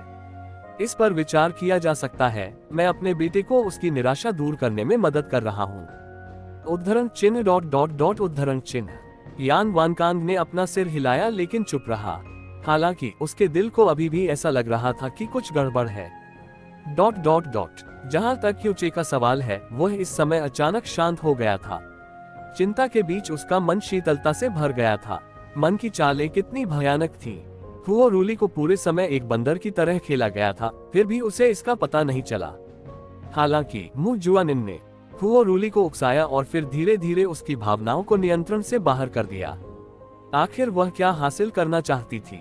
दोनों ओर के बुजुर्गों और महल स्वामियों के चेहरे पीले पड़ गए थे। एक तरफ यूचे खड़ा था और दूसरी तरफ हुओपोन खड़ा था। उनके दिमाग में वही विचार चल रहे थे जो यूचे के दिमाग में चल रहे थे जब वह पहली बार बाहर निकला था। आखिर यूचे को कैसे लड़ना चाहिए था? इसके अलावा यूचे ने आज ही अपना शिष्यत्व समारोह पूरा किया था और उसे अभी भी आइस फीनिक्स भगवान का रक्त प्राप्त नहीं हुआ था। Ice phoenix god investiture canon को प्रदर्शित करना उनके लिए असंभव था। संप्रदाय गुरु क्या कर रहा था? क्या ऐसा हो सकता है कि एक बार शब्द कहे जाने के बाद वह वो रूली के लगातार हमलों के तहत स्वीकार करने से खुद को रोक न सके? ऐसा लगा जैसे यही एकमात्र स्पष्टीकरण हो सकता है। हुओ रूली, याद रखें कि आपने अभी क्या कहा था, मू जुआनिन ने गंभीरता से कहा। शुरुआत करें, कृपया मुझे ज्ञान दो। हुओपोन ने एक बार फिर लड़ाई का रुख अपनाया और यह स्पष्ट रूप से एक रक्षात्मक मुद्रा थी। रुको। इस समय एक और आवाज ने अचानक उन्हें बाधित कर दिया क्योंकि मुहन्नी की आकृति टिमटिमा रही थी, जिससे वह एक बेहद खूबसूरत नीली रोशनी छोड़ रहा था और वह धीरे से यूचे के बगल में तैर रहा था। म्यू हन्नी ने म्यू जुआनिन को गहराई से सलाम किया और फिर हुओ रूली की ओर मुड़ते हुए कहा, संप्रदाय मास्टर हुओ, ये जूनियर डिवाइन आइस फीनिक्स संप्रदाय का म्यू हन्नी है। यह अभिमानपूर्ण हो सकता है, लेकिन मैं चाहूंगा कि सेक्ट मास्टर हुओ मुझे कुछ कहने दे। मू जुआनिन की भौहें थोड़ी सिकुड़ गईं, लेकिन वह चुप रही। हुओ रूली ने व्यंग्य किया। ये स्पष्ट था कि उसने सोचा कि म्यू हन्नी वह व्यक्ति है जिसे म्यू जुआनिन ने दोनों के बीच झड़प को बाधित करने के लिए चुपचाप बाहर आने की व्यवस्था की थी। ठीक है, फिर मैं सुनूंगा कि तुम्हें क्या कहना है। मू हन्नी ने कहा, ये कनिष्ठ एक बार संप्रदाय गुरु का प्रत्यक्ष शिष्य बनना चाहता था, लेकिन बहुत औसत दर्जे का था और प्रतियोगिता में भाई यूचे से हार गया। चूंकि यूचे संप्रदाय मास्टर का प्रत्यक्ष शिष्य है, इसलिए ये जूनियर पूरी तरह से आश्वस्त है कि यह जूनियर यूचे से तुलना करने में सक्षम नहीं है। संप्रदाय मास्टर हुओ का शिष्य निश्चित रूप से असाधारण रूप से प्रतिभाशाली है और यही वजह है कि इस कनिष्ठ के हाथों में खुजली होने लगी है। इस कनिष्ठ को एक दूसरे से सीखने के लिए भाई पोन के साथ दो दो हाथ करने देने में कोई हानि नहीं होनी चाहिए, है ना? अगर यह कनिष्ठ सौभाग्य से आपके बहुमूल्य शिष्य को हरा देता है। मू हन्नी ने लापरवाही से मुस्कुराते हुए अहंकार पूर्वक कहा, तो मुझे डर है कि आपका शिष्य इतना योग्य नहीं है कि मेरे संप्रदाय के गुरु के प्रिय शिष्य के साथ मारपीट कर सके। शिष्य। एक बार जब म्यू हान्या ने बोलना समाप्त कर लिया तो हुओपोन की भौहें बहुत सिकुड़ गईं क्योंकि उसके चेहरे पर गुस्से के संकेत उभर आए। जहां तक दिव्य आइस फीनिक्स संप्रदाय के सभी बुजुर्गों की आंखों में अजीब रोशनी थी, उन वरिष्ठों के लिए जिनके दिलों को कसकर बंद कर दिया गया था, उनकी अभिव्यक्तियां अधिक आरामदायक लग रही थी क्योंकि उन्होंने चुपचाप राहत में सिर हिलाया था। ऐसा लग रहा था मानो वे सब अचानक बहुत शिथिल हो गए हों। मू हन्नी वास्तव में मू हन्नी थे। उनके आत्मविश्वास से भरे उद्भव और चतुर शब्दों ने इस स्थिति को जन्म दिया था, जो दिव्य आइस फीनिक्स संप्रदाय के लिए बहुत खोई हुई लग रही थी, अचानक बदल गई। विशेष रूप से उनका, यदि यह कनिष्ठ संयोग से आपके बहुमूल्य शिष्य को हरा देता है। मुझे डर है कि आपका शिष्य मेरे संप्रदाय गुरु के प्रिय प्रत्यक्ष शिष्य के साथ मारपीट करने के लिए पर्याप्त योग्य नहीं है। इससे ऐसा हुआ कि हुओ रूली चाहकर भी मना नहीं कर सकी। इसके अलावा अगर मुहन्नी हुओपोन को हरा देते हैं तो दो संप्रदाय के आकाओं के बीच आमने सामने का खतरनाक मामला भी सुलझ जाएगा। हनाई, तुमने अच्छा किया। मु हुआनजी ने उदारतापूर्वक प्रशंसा की, बहुत राहत मिली। हुओ रूली ने अभी तक बात नहीं की थी जब हुओपोन आगे बढ़ी और सख्ती से कहा, ठीक है, ठीक है, तब मैं हुओपोन भाई हानि से पहले उसे प्रबुद्ध करने के लिए कहूंगा।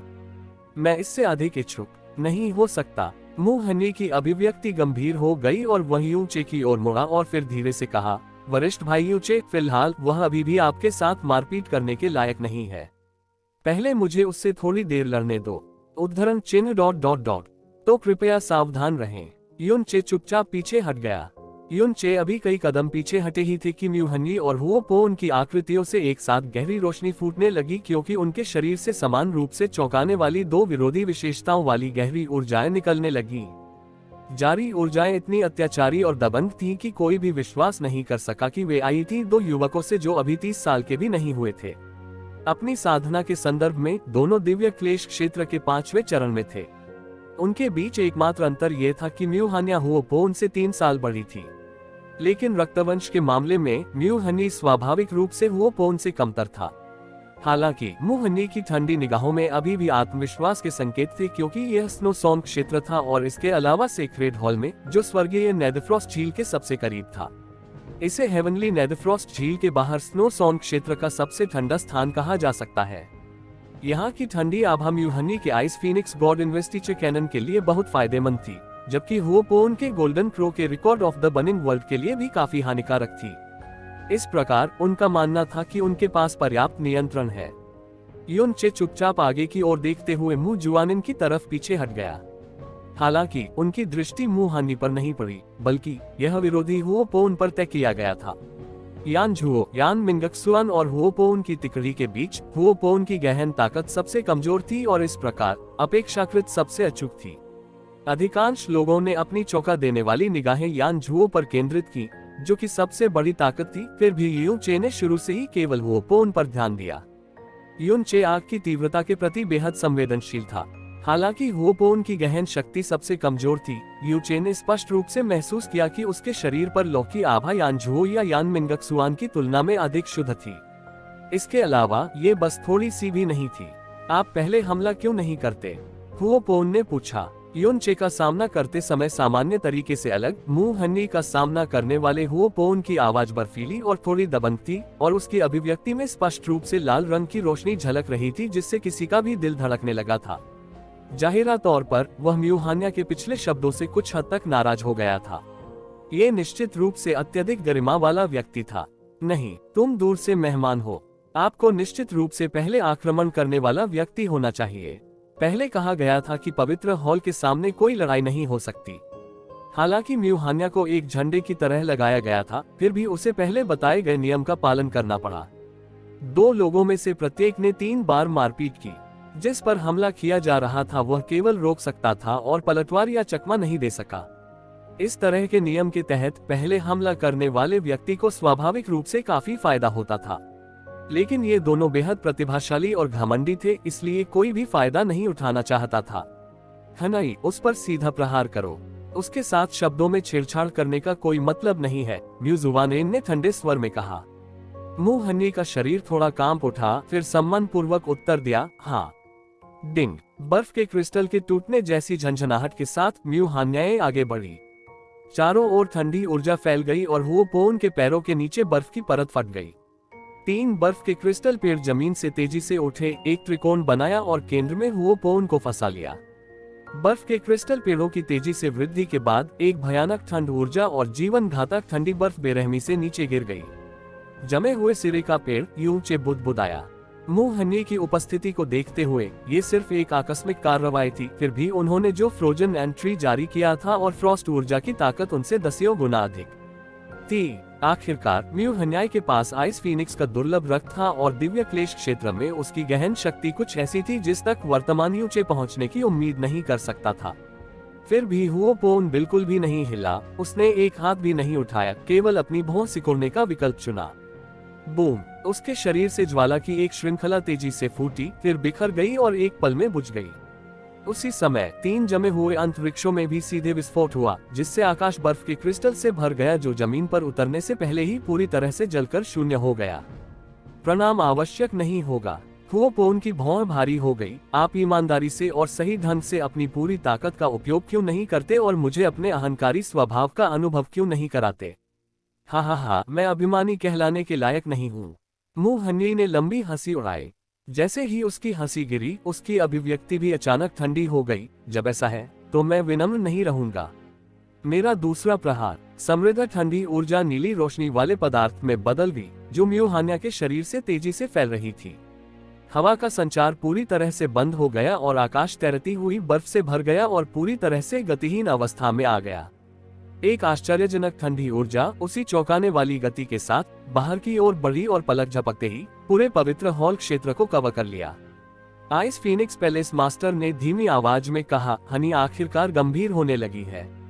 आइए देखें कि हुओपोन इसे कैसे प्राप्त करेगा। एक अन्य आइस फीनिक्स पैलेस मास्टर ने आत्मविश्वास से कहा। इस पवित्र हॉल क्षेत्र में मू हनी की ठंडी गहन ऊर्जा की शक्ति में काफी वृद्धि हुई थी।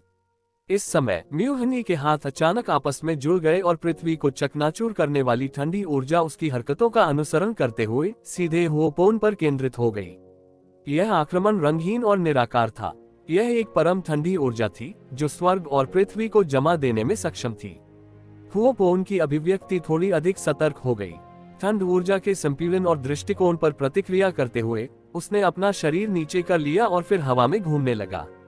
उसके शरीर के घूमने के बाद गोल्डन क्रो की प्रचंड लपटें ठंडी ऊर्जा के बीच हिंसक रूप से प्रज्वलित होने लगी, जो ड्रैगन के आकार की लपटों में बदल गईं, जो उसके चारों ओर बेतरतीब ढंग से लहरा रही थी। ठंडी ऊर्जा आगे की ओर बढ़ी। ऐसा प्रतीत होता है कि शून्यता जमा देने वाली है। ड्रैगन के आकार की आग की लपटों से एक अतुलनीय रूप से मजबूत बूंद उठी, फिर भी उनके बुझने का कोई संकेत नहीं था। यहाँ तक कि जिस गति से उन्होंने नृत्य किया और आश्चर्यजनक गोल्डन क्रो आभा बिल्कुल भी कम नहीं हुई। कई सांसों के गतिरोध के बाद ठंडी ऊर्जा परत दर परत दूर होती गई, वास्तव में बनी रहने में असमर्थ रही। हुओपोन ने इस समय धीमी गर्जना की और आग की लपटें अचानक फूट गईं। आग की लपटें तेज हो गईं और एक पल के लिए सफेद आकाश में लाल लाल रंग दिखाई देने लगा। मू हान्या से आई ठंडी ऊर्जा तुरंत घने कोहरे तूफान की तरह बह गई।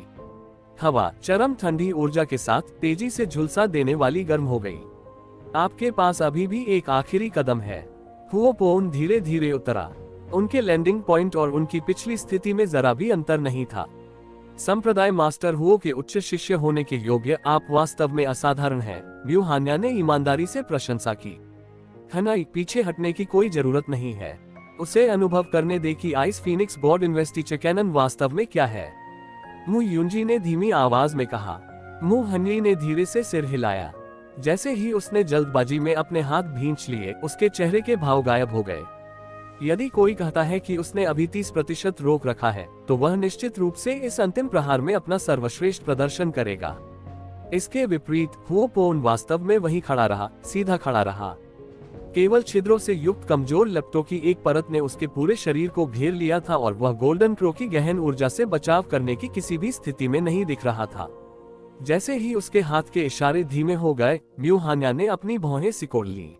उसकी हरकतों को देखते हुए हुओपोन ने बेहद सुस्त स्वर में कहा, मैंने पहले ही अपनी तैयारी पूरी कर ली है, अपना कदम उठाने में संकोच न करें। उनके रवैये के साथ साथ उनके शब्दों के कारण म्यू हान्या की भौं पर काफी झुर्रियां पड़ गईं। डिवाइन आइस फीनिक्स संप्रदाय का आधा हिस्सा सदमे में था, जबकि दूसरे आधे के चेहरे पर गुस्से से भरे भाव थे। इस लड़के का क्या मतलब है? क्या वह वरिष्ठ भाई हानि को नीची दृष्टि से देख रहा है? वह सोचता है कि वह योग्य है। मुझे लगता है वह अब जीना नहीं चाहता। वरिष्ठ भाई हनी, आपके पिछले 2 हमले बहुत विनम्र थे। अब और पीछे मत हटो, सीधे उस पर वार करो। डिवाइन आइस फीनिक्स संप्रदाय के गुस्से और तानों की तुलना में हुओपोन के स्पष्ट अहंकार और तिरस्कारपूर्ण कार्यों से पहले हुओरुली ने न केवल हुओपोन को डांटा नहीं, बल्कि उसने वास्तव में एक हल्की सी मुस्कान प्रकट की। मु हन्नी ने हल्की सांस ली और कुछ नहीं कहा। हालांकि उसकी निगाहों में क्रोध की भावना छिपी हुई थी। बिना किसी आवाज के उसके शरीर के चारों ओर फैली ठंडी रोशनी तेजी से बहुत गहरी हो गई। माहौल में इस थोड़े से बदलाव के कारण आइस फीनिक्स के शिष्यों के असंतोष की सारी आवाजें ऐसे गायब हो गईं जैसे वे जम गए हों। एक बार जब ठंड की ऊर्जा एक महत्वपूर्ण बिंदु तक भारी हो गई, तो म्यू हन्या की पुतलियां अचानक बर्फ जैसी नीली हो गईं। उसके बाल ठंडी हवा के खिलाफ लहराते हुए नीली रोशनी के बीच तेजी से चमकदार सफेद नीले रंग में बदल गए। इस कार्रवाई के कारण सभी शिष्यों और यहाँ तक कि महल के स्वामी और बुजुर्गों की सांसें अटक गईं। यह एक ऐसी अवस्था थी जिसमें ठंडी गहन ऊर्जा को चरम सीमा तक प्रवाहित किया गया था। मू हन्नी इस हमले में थोड़ा भी पीछे नहीं हटेंगे। हुओपोन के शरीर पर केंद्रित नीली रोशनी का एक विशाल प्रभामंडल चुपचाप हवा में दिखाई दिया। ये प्रभामंडल शुरू में नीले रंग का था, फिर धीरे धीरे हल्का और हल्का होता गया। अंततः यदि ये थोड़ा भी हल्का होता तो ये रंगहीन और निराकार प्रतीत होता। लेकिन नीले प्रभामंडल के केंद्र में ठंडी ऊर्जा वास्तव में तुलना से परे भयावह गति से हिंसक रूप से जमा हुई। ये है ice phoenix god investiture canon, 7वें चरण का frozen and heaven sealing formation. दिव्य हॉल के भीतर ऐसा लगता है कि केवल वरिष्ठ भाई हानि और वरिष्ठ बहन फिक्स्यू ही इसे विकसित करने में सक्षम है। SS विस्मयादिबोधक चिन्ह। वरिष्ठ भाई हनी गुस्से में है कि हुओपोन नहीं मरेंगे, है ना? अगर वह मर जाए तो उसकी सही सेवा करो। मैंने महल के स्वामी को केवल एक बार इसका उपयोग करते देखा है। मैंने नहीं सोचा था कि वरिष्ठ भाई हनी, जिनके पास रक्त वंशानुक्रम नहीं है, वास्तव में केवल बड़े रक्तसार पर भरोसा करते हुए 7वें चरण की खेती कर सकते हैं। ये बहुत भयानक है। आइस फीनिक्स के किसी भी शिष्य की आंखें खुली नहीं थीं और उसकी सांसें रुकी हुई नहीं थीं। वे अपने अत्यधिक उत्साह और उत्साहित उत्साह के बीच उस दृश्य को देखने से डर रहे थे। फिर भी हुओपोन अभी भी वही बिल्कुल सीधा खड़ा था। उसका शरीर 1 इंच भी नहीं हिल रहा था। केवल उसकी दृष्टि रेखा में थोड़ा विचलन दिखा। जमे हुए अंत उभरना सीलना गठन। जैसे ही मू हनी ने धीमी आवाज में पढ़ा, एक भ्रामक आइस फीनिक्स की छाया उसके शरीर पर चमक उठी। उस पल में स्वर्ग और पृथ्वी शांत हो गए, क्योंकि हवा में नीला प्रभामंडल अचानक एक साथ इकट्ठा हो गया और प्रभामंडल के अंदर का क्षेत्र एक ठंडा नरक बन गया। बर्फ की अनगिनत परतें और शंकु एक झटके में कहीं से प्रकट हो गए और एक भयावह तूफान उठा, जैसे कि प्रलय का दिन आ गया हो, जो निर्दयता पूर्वक फ्रिजिड नर्क के केंद्र में खड़े हुओपोन की ओर बढ़ रहा था। आइस फीनिक्स के शिष्यों ने डरावनी आवाजों की एक अटूट श्रृंखला निकाली। हुओपोन ने अपना सिर थोड़ा ऊपर उठाया। उसकी नजर आने वाली भयानक आपदा पर केंद्रित थी। फिर बिना किसी पूर्व सूचना के उसने स्वर्ग हिला देने वाली दहाड़ निकाली। हाँ है, बूम! तभी उसका पूरा शरीर गतिहीन हो गया था और उसमें केवल एक क्षीण लौ की आभा थी। लेकिन केवल एक गर्जना के साथ कई सैकड़ों फीट दूर तक फैली आग की लपटें उसके शरीर से फूट गईं। ये लपटें तो केवल शुरुआत थी। Boom boom boom boom boom boom boom boom. Golden crow की लपटों का विस्फोट अतुलनीय तीव्रता से लग रहा था। न्यू हन्नी के frozen and heaven ceiling formation के तहत अत्यधिक भारी ठंड ऊर्जा के कारण थोड़ी कमजोर गहन ऊर्जा वाले अग्नि प्रकार के गहन अभ्यासकर्ता एक पल के लिए भी लौ जलाने में असमर्थ हो जाएंगे। लेकिन ये गोल्डन क्रो लपटें, जो frozen and heaven sealing formation के केंद्र में स्थित है, वास्तव में एक फ्लैश में भयंकर रूप से प्रज्वलित हुई और हिंसक रूप से बाहर की ओर फूट गईं, जिससे बर्फीले तूफान के बीच आकाश गोल्डन क्रो दिव्य लपटों से भर गया। हवा, वायुमंडल और छोटे छोटे कण, यहाँ तक कि बर्फ और पाले की ऊर्जा भी गोल्डन क्रो लपटों के दहन और प्रज्वलन का माध्यम बन गए। भीषण नरक और बर्फीले तूफान के केंद्र में शुद्ध सोने की लपटें परत दर परत जलती गईं। इसके अलावा ये काफी तेजी से बाहर की ओर फैल गईं। क्या? मू यूनजी ने चौंक कर रोना शुरू कर दिया। यहाँ तक कि एक दिव्य हॉल बुजुर्ग के रूप में इस समय उसकी आंखें स्पष्ट रूप से उभरी हुई थीं। ये है। म्यू बिंद्यून की अभिव्यक्ति से भी एक हिंसक परिवर्तन का पता चला। उसने मू जुआनिन की ओर देखा और उसकी आंखों से आश्चर्य का एक दृश्य कैद कर लिया। पीली स्प्रिंग्स रॉक, यूचे धीमी आवाज में बुदबुदाया। उसकी नजर ठंडी ऊर्जा और आग की परतों से होकर गुजरी और हुओपोन पर मजबूती से टिक गई। हुओपोन ने जिस गति से येलो स्प्रिंग्स एशेज जारी की, वह वास्तव में उससे ज्यादा धीमी नहीं थी। मू हन्नी के दमन के तहत न केवल उनकी रिहाई की गति बेहद तेज थी, येलो स्प्रिंग्स एशेज के रिलीज होने के पहले ही क्षण ने इसे पहले से ही frozen and heaven sealing formation का अपनी पूर्ण स्थिति में विरोध करने और बाद में मूल ताकत को जबरदस्ती जवाबी दबाने की अनुमति दे दी थी। Frozen and heaven sealing formation का थोड़ा थोड़ा करके। इसके अलावा यह एक अतुलनीय रूप से जबरदस्त और भयंकर प्रतिदमन था। 5 सांसों की छोटी सी अवधि में frozen and heaven sealing formation का मुख्य क्षेत्र पूरी तरह से गोल्डन क्रो की लपटों से भर गया था और फ्रॉस्ट ऊर्जा थोड़ी सी भी प्रवेश करने में असमर्थ थी। 10 सांसों के बाद शुद्ध सोने की लपटें वास्तव में फ्रॉस्ट डोमेन के लगभग आधे हिस्से को नष्ट कर गईं। इस व्यक्ति का नाम हुओपोन है। हाँ, एक और खून जमा देने वाली दहाड़ के साथ हुओपोन के शरीर पर एक गोल्डन क्रो लॉ का छायाचित्र दिखाई दिया। इस गोल्डन क्रो फ्लेम सिलहूट ने शुद्ध सोने की लपटें निकाली, जिन्होंने शरीर को ढक लिया और हुओपोन की विस्फोटक दहाड़ के बीच आकाश तक उड़ गई। एक सुनहरे कौवे की लंबी चीख क्षितिज को चीरती हुई सीधे किसी के दिल और आत्मा में प्रवेश कर गई। चीख, बूम, एक दमनकारी विस्फोट की आवाज के साथ आकाश की ओर बढ़ती लपटों की किरण से frozen and heaven sealing formation पूरी तरह से ढह गया। म्यू हनी की ताकत की सीमा से चार्ज की गई ठंडी ऊर्जा को आग की लपटों ने तेजी से निगल लिया, जब तक कि कुछ भी नहीं बचा, और यहाँ तक कि आइस फीनिक्स ऊर्जा से भरी बर्फ की परतें और बर्फ के शंकु भी गोल्डन क्रो की लपटों से उलट गए, एक पल में पिघल गए। डोमेन टूट गया था और म्यू हनी ऐसा लग रहा था मानो उस पर कोई भारी हमला हुआ हो। अत्यधिक पीछे हटने के कारण उसका पूरा शरीर अकड़ गया। उसके गले से खून की एक धारा बह निकली, उसका मुंह भर गया, फिर भी उसे तुरंत जबरदस्ती निगल लिया गया। उसके चेहरे पर केवल रुगन पीलेपन की एक परत दिखाई दी। आग की लपटें तितर बितर हो गईं और ठंडी ऊर्जा बहुत पहले ही समाप्त हो गई थी। हुओपोन अभी भी वहीं स्थिर रूप से खड़ा था। जिस स्थान पर वह खड़ा था उसमें आधे कदम का भी विचलन नहीं था। म्यू हनी के घातक पीले रंग की तुलना में उसके बारे में कहा जा सकता है कि उसमें कोई बदलाव नहीं है। ऐसा लगता है कि यह आपकी ताकत की सीमा होनी चाहिए, हुओपोन ने सुस्ती से कहा। इन शब्दों के पीछे का मतलब साफ था, इतना ही था। अब आक्रमण करने की मेरी बारी है। हुओपोन ने धीरे से एक हाथ बढ़ाया। उद्धरण चिन्ह ... उद्धरण चिन्ह। म्यू हनी का रंग हमेशा की तरह शांत था, फिर भी वह काफी देर तक बोलने में असमर्थ थी। डिवाइन आइस फीनिक्स संप्रदाय में हर कोई हैरान रह गया था। म्यू हनी ने आइस फीनिक्स ऊर्जा का उपयोग करके frozen and heaven sealing formation का निर्माण किया था, जिसे 10 सांसों के समय में संघनित किया गया था। फिर भी हुओपोन, जो डोमेन के ठीक केंद्र में स्थित था, पूरी तरह से दबा दिया गया था और लॉकडाउन कर दिया। 20 सांसों के समय में भी म्यू हनी के frozen and heaven sealing formation को हरा दिया था। उनकी दोनों गहन ऊर्जाएं दिव्य क्लेश क्षेत्र के 5वें स्तर पर थीं। लेकिन कौन ताकतवर है और कौन कमजोर, ये तो एक अंधा आदमी भी साफ साफ बता सकता है। स्नो सॉन्ग क्षेत्र में शिष्यों की इस पीढ़ी में फ्रॉस्ट ऊर्जा में म्यू हनी की उपलब्धियों को या तो पहला या दूसरा माना जाता था, केवल म्यू फिक्स्यू ही तुलनीय था। इसका मतलब केवल ये था कि समान रैंक का उल्लेख न करते हुए, यहाँ तक कि जिसकी गहन ताकत उससे 1 या 2 स्तर अधिक थी, जरूरी नहीं कि वह एक सक्षम प्रतिद्वंद्वी हो। फिर भी उसी समय डोमेन युद्ध में उसी गहन ताकत वाले प्रतिद्वंद्वी का सामना करते हुए उसे नुकसान हुआ, और यह एक बड़ा नुकसान था। डिवाइन आइस फीनिक्स सेक्ट के झटके के विपरीत यान वानकान की अभिव्यक्ति अबाधित थी।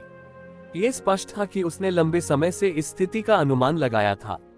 अनगिनत ठंडी निगाहें हुओपोन पर पड़ी। गोल्डन क्रो डिवाइन फ्लेम की एक बेहद तेज रिलीज, इतनी बड़ी ताकत के साथ कि ये दैवीय क्लेश क्षेत्र के 5वें स्तर पर किसी से संबंधित नहीं होनी चाहिए।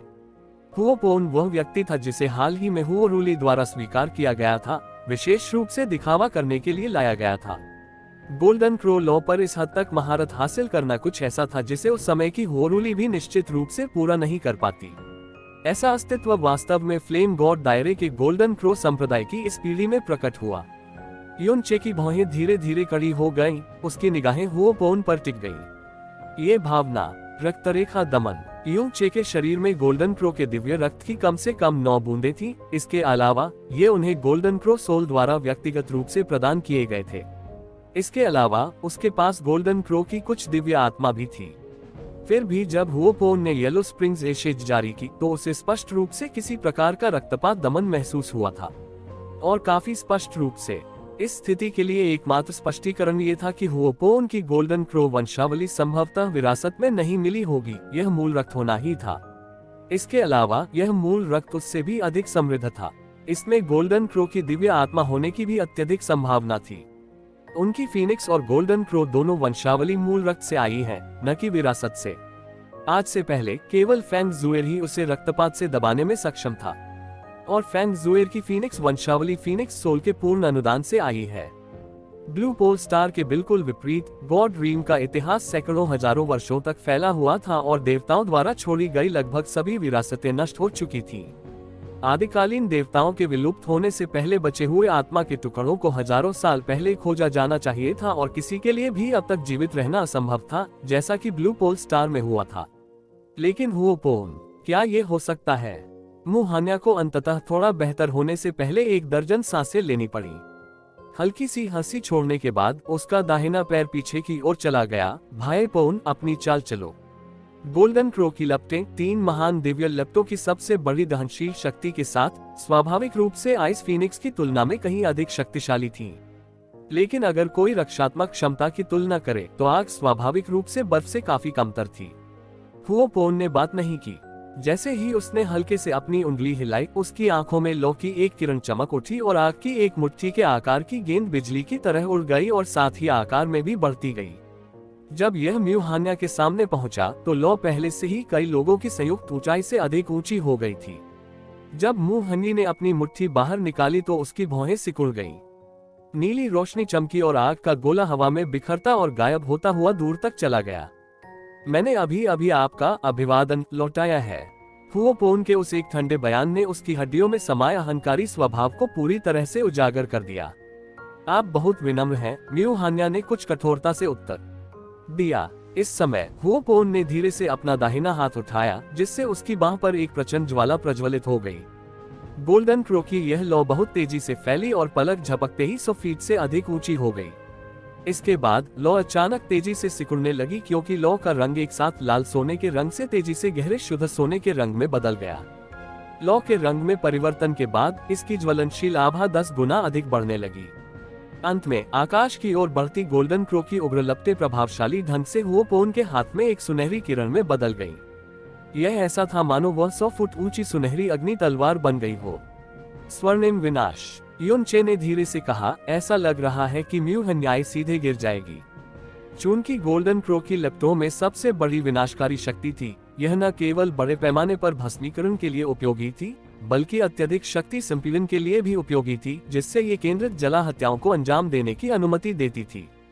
उस समय जब यू चे सम्राट प्रोफाउंड दायरे में था, वह केवल गोल्डन एनिहिलेशन का उपयोग करके सॉवरेन प्रोफाउंड दायरे ड्यूक हुआई को गंभीर रूप से घायल करने में सक्षम था। बाद में जब जुवाने वान वेंटियन इल्यूसरी डेमन दायरे में टूट गया और यहाँ तक कि फैंग जुएर और लिटिल डेमन महारानी के संयुक्त प्रयास भी उसे पूरी तरह से हरा नहीं सके, तो ये गोल्डन एनिहिलेशन भी था जिसने भारी चोटें पहुंचाई थीं। तो यू चे अतुलनीय रूप से स्पष्ट था कि एक समान खेल के मैदान पर गोल्डन एनिहिलेशन एक ऐसी चीज थी जिसका सीधे तौर पर बचाव नहीं किया जा सकता था। गोल्डन एनिहिलेशन की भस्मीकरण सीमा बहुत छोटी होने के कारण और लौ की शक्ति को संपीड़ित करने के लिए एक निश्चित समय की आवश्यकता होती है, इससे बचना अपेक्षाकृत आसान था। लेकिन मौजूदा नियमों के साथ म्यू हन्नी केवल सीधे बचाव कर सकता था और बचने का विकल्प नहीं चुन सकता था। इससे पहले म्यू हन्नी के 3 हमलों को हुओ पोन ने पूरी तरह से रोक दिया था, जिससे ये भी साबित हुआ कि उसकी समझ हुओ पोन से कहीं कम थी। अगर वह इस गोल्डन क्रो फ्लेम को सीधे रोकना चाहता, यू चे सीधे तौर पर दावा कर सकता था कि यह मौलिक रूप से असंभव था। इस समय हुओ पोन ने धीमी आवाज में चिल्लाया, क्योंकि सुनहरी आग की तलवार हवा में से कटी हुई थी, जिससे एक विशाल सुनहरा चाप बना जो म्यू हानी के सिर के शीर्ष की ओर जा गिरा। अरे नहीं, म्यू हन्नी के गुरु रोए। म्यू हन्नी ने अग्निदेव क्षेत्र के किसी भी व्यक्ति के साथ पहले कभी मारपीट नहीं की थी या आग में तब्दील तलवार को चलते नहीं देखा था, लेकिन एक बार जब भयावह आभा लगभग आ गई तो उसके शरीर के सभी बाल अचानक सीधे खड़े हो गए। इस भयावह एहसास के कारण उसका पूरा शरीर अकड़ गया। किसी भी चीज को अपने पास रखने से बहुत डरने वाले म्यू हान्या ने हिंसक तरीके से अपने शरीर की सारी गहरी ऊर्जा को बाहर निकाल दिया और एक पल में उसके शरीर के सामने बर्फ की 10 मोटी और भारी परतें खड़ी कर दी। दूसरे ही पल में बर्फ की 10 और परतें दिखाई दी। यही वह समय था जब सुनहरी आग की तलवार ने बर्फ की पहली परत को तोड़ दिया। जज़न, बर्फ और आग टकराए। बर्फ की पहली परत एक झटके में फट गई। परिणामी ध्वनि टूटने की नहीं बल्कि प्रत्यक्ष भस्मीकरण की दमनकारी ध्वनि थी। बर्फ की परत के विनाश के तहत स्वर्ण अग्नि तलवार की शक्ति और आभा व्यावहारिक रूप से थोड़ी भी कमजोर नहीं हुई। दूसरी परत, तीसरी परत, चौथी परत, 5वीं परत, 9वीं परत, 10वीं परत, यह इस पीढ़ी के आइस फीनिक्स डिवाइन सेक्ट के शिखर शिष्य म्यू हन्नी की पूरी शक्ति के साथ बनाई गई एक ठंडी रक्षा थी। हुओ पोन की आग की तलवार के नीचे उसकी रक्षा ऊतक की तरह टूट गई थी। बर्फ की 10 परतों को एक झटके में जलाने के बाद ही सुनहरी अग्नि तलवार की शक्ति लगभग 20% तक कमजोर हो गई। मुहन्नी की गहन शक्ति पहले ही अपने चरम पर पहुंच चुकी थी। उसकी पुतलियां बड़ी हो गईं और वह केवल असहाय रूप से देख सका, क्योंकि उसकी ताकत की चरम सीमा से बनी बर्फ की ढाल इतनी आसानी से नष्ट हो गई थी जितनी आसानी से कोई सूखी शाखाएं तोड़ देता है। वह समृद्ध, लगभग चकाचौंध के बिंदु तक सुनहरी उग्र रोशनी ने उसके सामने बर्फ की परतों के अस्तित्व की पूरी तरह से उपेक्षा की। अचानक उसकी आंखों की पुतलियों के भीतर आ गई। धमाका। मुहन्या के सामने की आखिरी बर्फ की ढाल टूट गई और सुनहरी आग की तलवार सीधे नीचे गिर गई, जिससे उसके शरीर के चारों ओर की नीली रोशनी बिना किसी कठिनाई के टूट गई। अचानक उसके बाएं कंधे के ठीक सामने रुक गई। वाह! मुहन्या के बाएं कंधे पर बर्फ का लबादा तुरंत जलकर राख हो गया। यदि रुकी हुई आग की तलवार थोड़ी और गिरती तो उसका बायां कंधा सीधे उसके शरीर से अलग हो जाता। मुहन्नी ने पीछे हटने का अवसर नहीं भुनाया, बल्कि वह वहीं चुपचाप खड़ा रहा और काफी देर तक उसकी हालत में सुधार नहीं हुआ। यदि उसने किसी ऐसे व्यक्ति का सामना किया होता जिसकी गहन शक्ति उससे कहीं अधिक थी, तो वह ऐसी हार को शांति से स्वीकार कर पाता। लेकिन उनका विरोध करने वाला वह व्यक्ति था जिसके पास तुलनात्मक रूप से बहुत अधिक ताकत थी और वह उससे भी छोटा था। मुहन्नी के लिए, जो अत्यधिक प्रतिभावान था और उसके समान स्तर पर उसका कोई भी वास्तविक समकक्ष नहीं था, यह अभूतपूर्व था और एक बहुत बड़ा झटका था जिसे वह स्वीकार करने में असमर्थ था। आप हार गए, हुओपोन ने हल्के से कहा। उसके हाथ के आकस्मिक पीछे हटने के बाद सुनहरी आग की तलवार तुरंत ऊपर की ओर उड़ गई और आकाश को अंगारों से छिड़क दिया। उद्धरण चिन्ह उद्धरण चिन्ह। इस समय मुहन्या अंततः फर्श पर बैठ गया। उसका रंग उदास था। आह, ये कैसे हो सकता है? वरिष्ठ भाई हान्याय, वास्तव में ये परिणाम कुछ ऐसा था जिसे आइस फीनिक्स के शिष्यों में से कोई भी नहीं, मुहन्या तो बिल्कुल भी नहीं, विश्वास करने या स्वीकार करने की हिम्मत नहीं कर सका। आइस फीनिक्स के बुजुर्गों और महल के मालिकों की लगभग सभी निगाहें हुओपोन पर केंद्रित थीं। हर व्यक्ति की आंखों में एक बेहद सदमे का भाव झलक उठा। हनी, हट जाओ, मु जुआनिन ने ठंडे स्वर में कहा। उद्धरण चिन्ह उद्धरण चिन्ह। मुहन्नी उठे, गहरी सांस ली, फिर हुओपोन पर हाथ रखकर कहा, मैं, मुहन्नी, हार स्वीकार करता हूँ। मेरे पिछले शब्द मनोबल बनाए रखने के लिए फिसली हुई जुबान थे। मेरा अभिप्राय कोई दुर्भावना नहीं था। कृपया मुझे क्षमा करें। हुओपोन ने पलकें झपकाई, फिर सिर हिलाया और गहराई से शिष्टाचार का उत्तर दिया। मुहन्नी ने मुड़कर यूचे की ओर गहराई से देखा और धीरे से उस पर अपना सिर हिलाया, जिसमें क्षमा प्रार्थी लेकिन सावधान करने वाली अभिव्यक्ति प्रकट हुई। फिर वह भारी कदमों से म्यूयेजी की ओर लौट आया। ताली, ताली, ताली। हुओ रूली ने जोर से ताली बजाए, फिर अपनी सामान्य गगनभेदी हंसी उड़ाई। हा हा हा हा, मैंने बहुत पहले सुना था कि आपके सम्मानित संप्रदाय ने इस पीढ़ी में मुहन्नी नामक एक शिष्य को जन्म दिया, जिसकी प्रतिभा और ताकत दोनों तुलना से परे आश्चर्यजनक थी। आज ये देखने के बाद उनकी प्रतिष्ठा वास्तव में योग्य है। ये लड़ाई वाकई बेहद शानदार और रोमांचकारी थी। यद्यपि मेरा यह निम्न शिष्य जीत गया, उसकी जीत कठिन संघर्ष वाली थी और यह शर्म की बात थी। मुझे लगता है कि स्नो सॉन रियलमकिन का नया स्वीकृत उच्च शिष्य निश्चित रूप से और भी मजबूत होना चाहिए। पोन, तुम्हें अपनी पूरी ताकत से लड़ना होगा। कम से कम आप ये तो कर सकते हैं कि आपका नुकसान बहुत भद्दा न हो। हा हा हा हा। हुओ रूली के हर शब्द में गहरी संतुष्टि और लापरवाह उपहास था। आइस फीनिक्स डिवाइन संप्रदाय के सभी लोगों ने क्रोध की अभिव्यक्तियां प्रकट की, फिर भी सभी प्रतिक्रिया देने में असमर्थ थे। संप्रदाय गुरु म्यू हुआनजी केवल म्यू जुआनेन की ओर ही अपनी दृष्टि निर्देशित कर सकता था। चेयर, तुम ऊपर जाओ, मु जुआनेन ने सीधे ठंडे स्वर में कहा, फिर धीरे से जोड़ा, किसी भी दर पर वे दूर से आए मेहमान हैं। आइए संप्रदाय मास्टर हुओ की इच्छा का अनुपालन करे और सुनिश्चित करे कि उसका नुकसान बहुत बुरा न हो। इस कथन के कारण तुरंत ही हुओ रूली की हंसी लगभग बंद हो गई और पूरा आइस संप्रदाय अवाक होकर देखता रह गया। उद्धरण चिन्ह हाँ, यू चे ने उत्तर दिया। वह धीमी गति से हुओपोन तक चला और तब रुका जब उनके बीच की दूरी लगभग 100 फीट थी। तभी हमारी तरफ से पहले हमला हुआ। इस बार आपको पहले एक कदम उठाना चाहिए। यू चे के स्वर में असहायता का भाव था। अब तक वह अभी भी स्पष्ट नहीं था कि मु जुआनिन के असली इरादे क्या थे।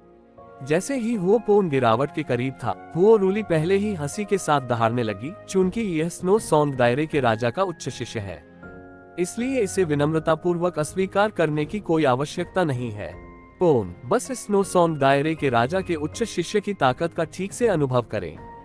तुम्हें अपने मालिक का चेहरा नहीं खोना चाहिए। हा हा हा हा। उद्धरण चिन्ह हाँ, यद्यपि इसे स्वीकार करना वास्तव में कठिन था, दैवीय उत्पत्ति क्षेत्र के पहले स्तर पर किसी पर स्वेच्छा से हमला करना, अपने स्वामी के आदेश की अवज्ञा करना कठिन था। इस समय यान वानकांग से एक ध्वनि प्रसारण उसके कान के पास सुनाई दिया, पोन अपनी गहन ऊर्जा को अच्छी तरह से नियंत्रित करना सुनिश्चित करें। यदि आप म्यू जुवानेन के स्वभाव के कारण चूक जाते हैं और किसी भी संयोग से उसे गंभीर चोट पहुंचाते हैं, तो आप तुरंत परेशानी में पड़ जाएंगे।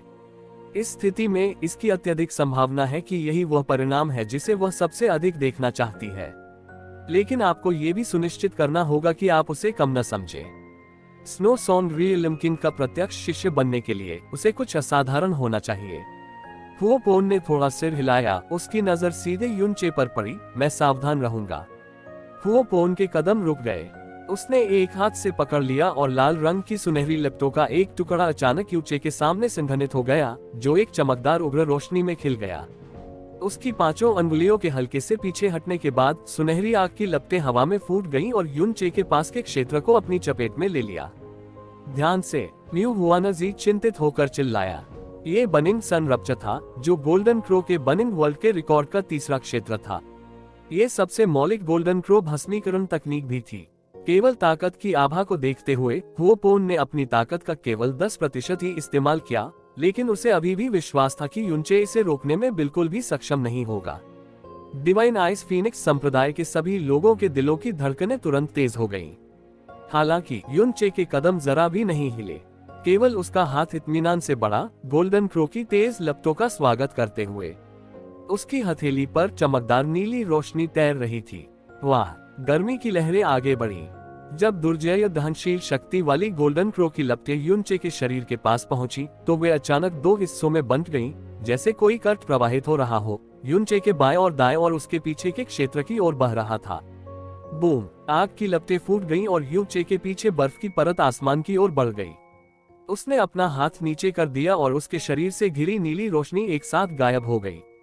लू के कारण उसके बाल झुलस गए थे, इसके अलावा उसके पूरे शरीर पर जरा सी भी चोट नहीं आई थी।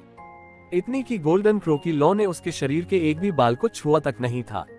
वह पहला कदम था। युनचे का स्वर सपाट था, फिर भी उसका विरोध करने वाला हुओ पोन चौंककर स्तब्ध रह गया था।